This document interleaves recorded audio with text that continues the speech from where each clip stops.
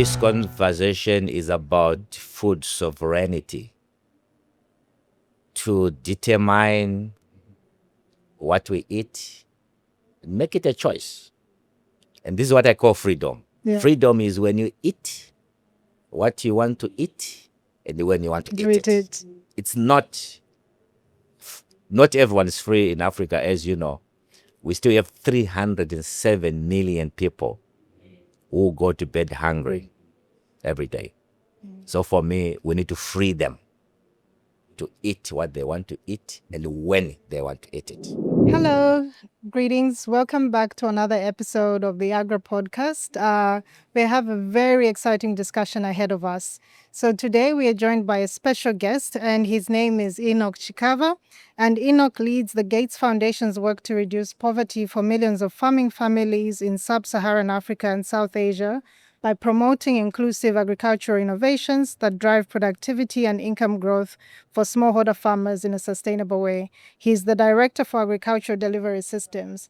That is quite a mouthful. It doesn't actually speak to the breadth and length of this man's CV, but really want to get into the conversation today. Enoch, welcome to this discussion. Thank you very much. It's a great pleasure to be here. Absolutely. We usually start off these ones with just a very simple way to get you into this discussion. I want you to and really think about this one. What is your best food memory? My best food memory is the food that I grew up eating. In the southern region of Zimbabwe, drier area. Maybe when you're in Kenya, it's like your eastern Kenya. Okay. Ukambani. So it's dry. So we grew up eating sorghum, Okay. millet. We ate it for porridge. We ate it also as ugali Ah, or thick porridge. I believe it's called sadza. Sadza. And then when we have especially the finger millet, the brown sadza, with the chicken stew Ah. of the hot chicken. Oh my goodness, you bite your tongue. Yes, you're speaking right to my heart. So a fun fact is that I'm from Zambia. And in my family, Shima is the one for us. I was always known as the one with the chicken stew and the drumstick was my portion. And some veggies. And some veggies, yeah. Sukuma wiki. Oh, perfect. We have one which we call Mwandwe. I think it's called amaranth. That was one of the ones I liked growing up. Yeah. I just wanted to also, the next question is, when you think about now Africa as a continent, what dish would you say is the one that best represents us? So I think within Africa, we need to think about what's natural to us. What do we produce? What do we have an advantage in? Because I'm somehow very biased to produce what we eat. Yeah. Not to eat what we don't produce. So I'm more in favor of indigenous foods. It depends on where you are. Oh. When you are in Uganda, you have matoke. Okay. When you are in Southern Africa, I just told you I need sadza. And then ugali and shima. Yeah. And here we are in West Africa this week. Things like yam, cassava. So I believe every region in Africa should eat what is indigenous to them. What I'm also hearing from that answer is that we are best represented by our diversity. Yes. Yeah, I think that's a really good That's one. Africa's richness. It's the And diversity. we need to now define what is food for us. Exactly. Because each time now I look at the kind of challenges we have, the importation of food to the tune of $70 billion, it's just because people don't value what they already have. Exactly. When you want other people's foods, you pay heavily. I think where we've moved, and it's a perfect segue from this conversation about food, already thinking about importation, but there's something quite critical for the continent, and we just have the Kampala Declaration that just happened this year. There's a lot of goals that are set out within that. Just given the context of where we've started our conversation on food, which of the goals of CADAP do you think is one of the ones that is quite achievable, one that we should be making sure that we're having a conversation on? The one that is directly related to the reason why we import is that we are not growing enough on our continent. Yeah. And then we end up looking for foods from other places. So the one of increasing production, food production by 45%, Yeah. that means a lot. Many things must work. Yeah. It means your soil health should be able to support Yeah. your soil fertility, your plant health, and then it involves the various elements that must come together. Agriculture is when things come together. You need the right seed in the right soils, planted in the right season, with the right control of pests and diseases, Yeah. harvested in time, connected to markets. Exactly. That work. So it is going to be that all infrastructure that will raise productivity by 45%, and that includes several components. Luckily, Yes. we are having those tools. The tools are here in Africa. We just need to make sure these innovations, they reach those who need them the most speedily and in a very affordable way. And that's what we do every day. I think the way you describe it, it brings to mind, it's a bit like an orchestra, right? Different pieces need to work well together to make the whole thing work. So for us to be able to advance around agriculture, we can't just solve for the one thing. It's really thinking about the system, right? It brings me to my next question. And it's really from what you've just said. If we could then design this perfect system that works, what are some of these, let's say, give it just a random number, 4 things that would need to be present to ensure that we keep moving forward? And as I think you've rightly said, some of these things already exist. What do we need to dial up? What do we need to dial down to make sure this all works together? I'm so glad that we live at this time when there is a lot of transformation and revolution, particularly in digital.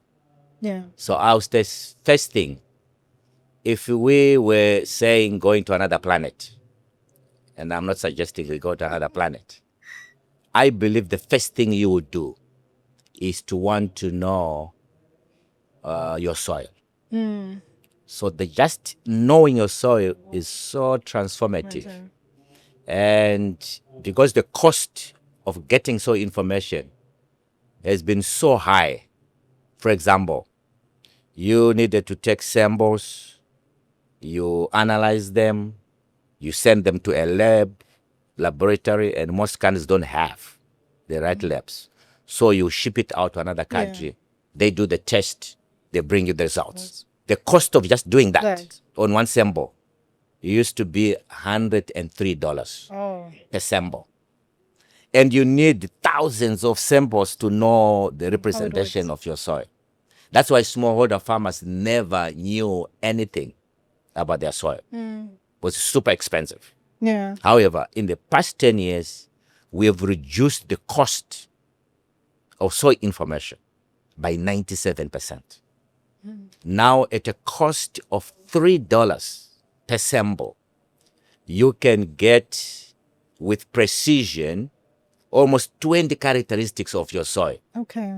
At a resolution of 30 meter by 30 meter, using the digital soil mapping technologies, where you are using satellite imagery, and then with machine learning, and then with a little bit of validation, you can get 20 characteristics of your soil biology, your soil chemistry, your soil physics.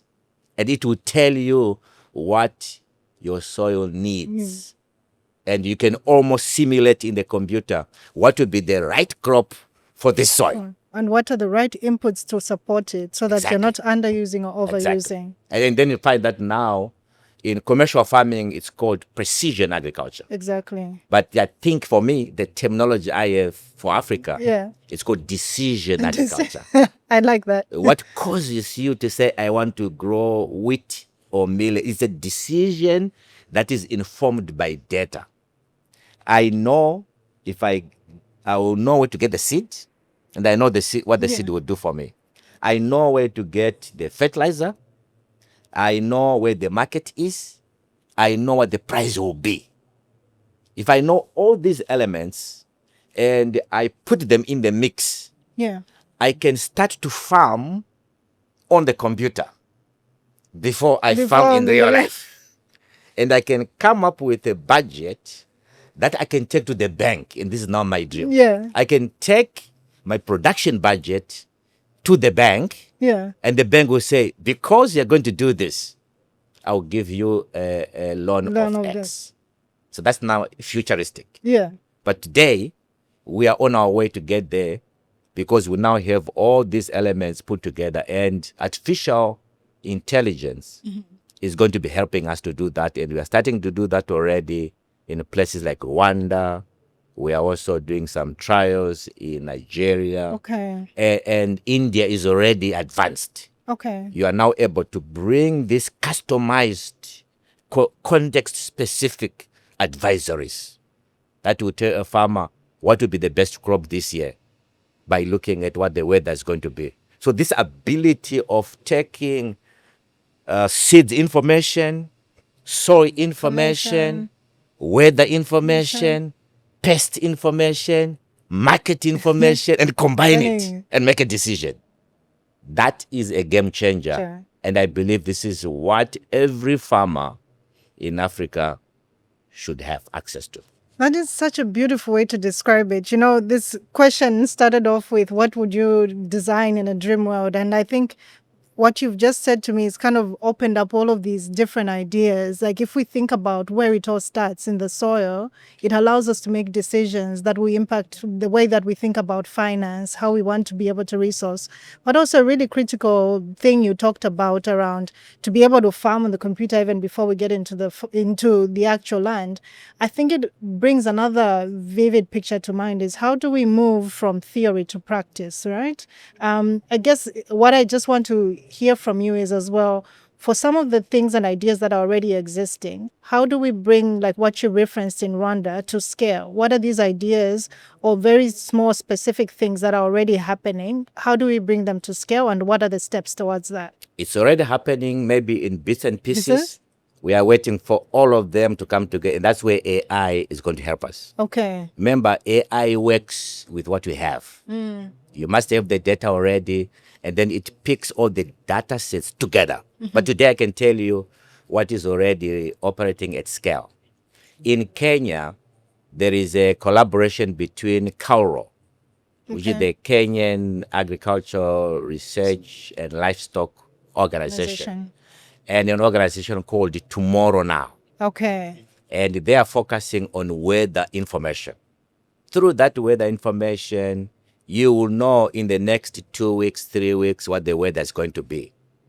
And they've taken that weather information, combine it with soil information, and bringing it also the market prices. And they're now able to take these three elements and then taking, now they're doing it in sorghum, they're doing it in maize, they're doing it in cassava. And farmers are now able, with a high degree of precision, to take decisions. Like there's going to be a pest infestation in the next 2 weeks. It allows them to be proactive rather than reactive. When you already see the insects showing up, you've already had the damage, which is irreversible.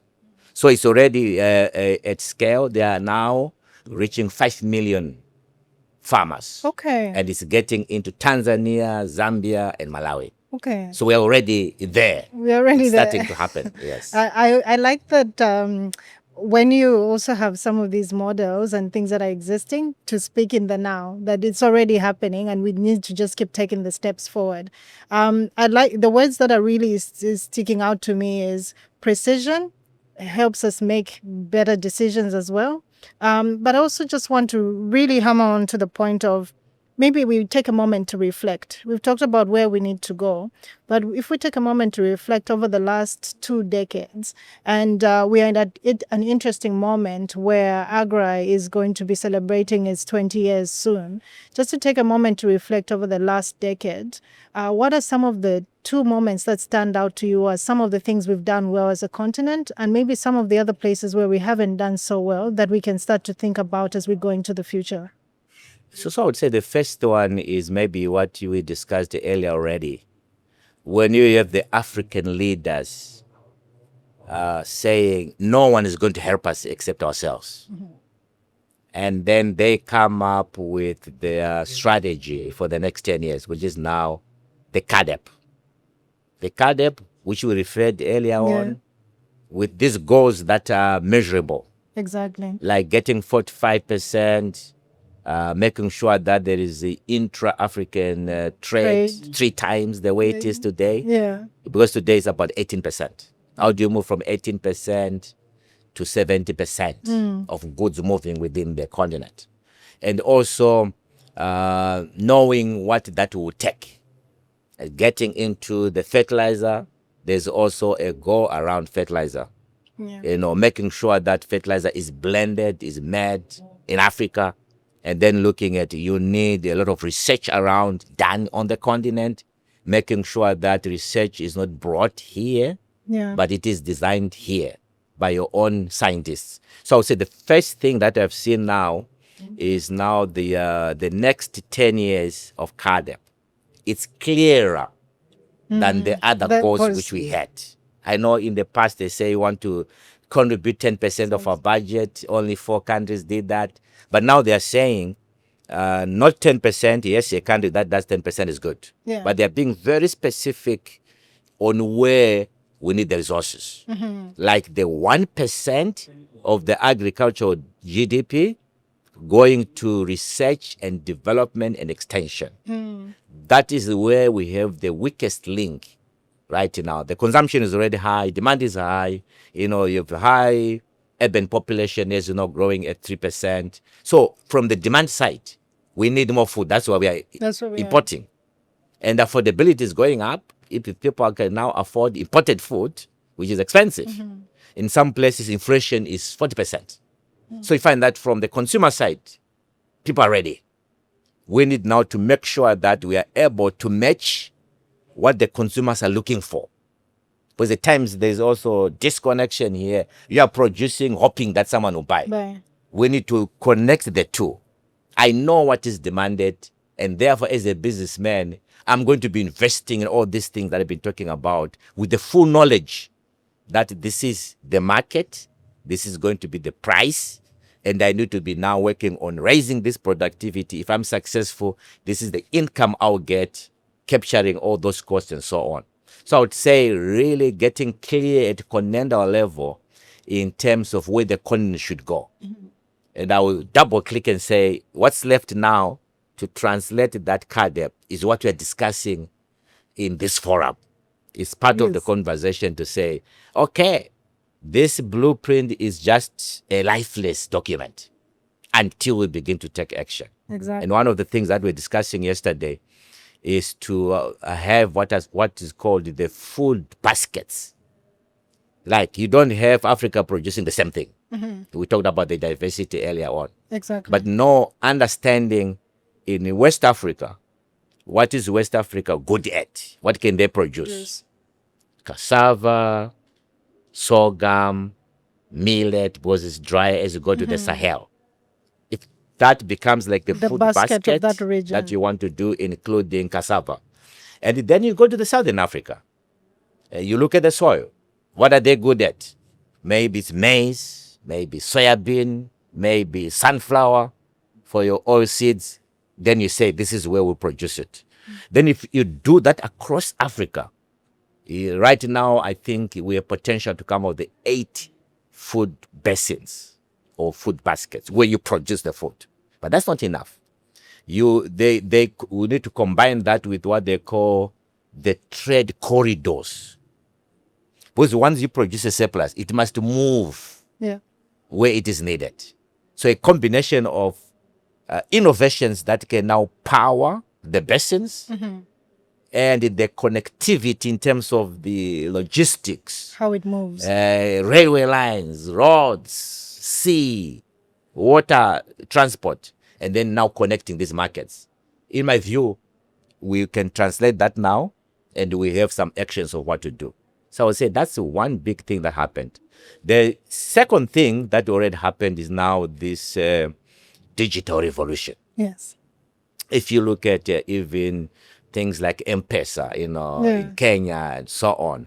The way the digital technology has leapfrogged how we communicate, we can begin to apply it within the commerce of agriculture. How do we trade? How do we look for export markets? How do we link production to the markets? We can now, so I would say those two, when we combine it, I think it can chart a very beautiful future for Africa. And I know the vision now that we are talking about is really about Africa being able to export. Right. You can only export when you have had enough. Yeah. This is such a good vision. I've heard about this concept of food baskets and food corridors, but to hear you explain it really puts it to life why this is needed. But also makes me think about, to our earlier conversation, of if we are good at producing millet, if we have SADSA here, how do we make that production go up? Have somebody in West Africa be able to access it without them having to do the growing of it, and they specialize in the cassava, which they do. I think that's such a beautiful concept. I've enjoyed our conversation today, learned so much. You almost want to keep going and going. So hopefully we have you on a season 2 of the AGRA podcast, but for now we'll close it here. But just as we close, any one line you want to make sure? I know you talked about precision, we've talked about food baskets, food corridors. If you were to be stopped, let's say by a 5-year-old, and says, what is this conversation about? What's that one line you would deliver? This conversation is about food sovereignty, to determine what we eat, make it a choice. And this is what I call freedom. Yeah. Freedom is when you eat what you want to eat and when you want to eat it. It's not everyone is free in Africa, as you know. We still have 307 million people who go to bed hungry every day. So for me, we need to free them to eat what they want to eat and when they want to eat it. Perfect. And on the word of freedom, we end. My name is Mwandwe Chileshe. It was great to host you on today's episode. Thank you.